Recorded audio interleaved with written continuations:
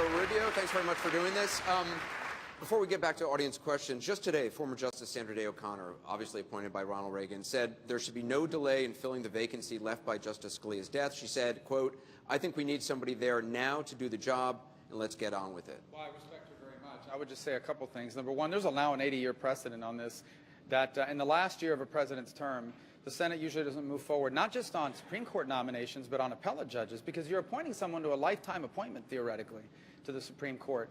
So there's going to, the Supreme Court can function with 8 justices, and then their term will end, and the new one will begin in October, and there'll be an election in November. And this is going to be an issue in the campaign. Voters are going to ask of the presidential candidates, what kind of justice are you going to appoint? There's going to be an election. And then the new president will have an opportunity to nominate someone in the Senate to confirm them. So that's the approach I support. You said there's been a precedent. President Obama just yesterday said, look, there's nothing in the Constitution that says you can't. If you were president, would you nominate somebody? No, I would respect that precedent. And he's true. It is true. There's nothing in the Constitution that says he can't nominate someone, but there's also nothing in the Constitution that says the Senate must immediately confirm them. Right. So the bottom line is that there will be someone filling that vacancy, and I think the new president should be the person who fills that vacancy. And look, it may not be a Republican.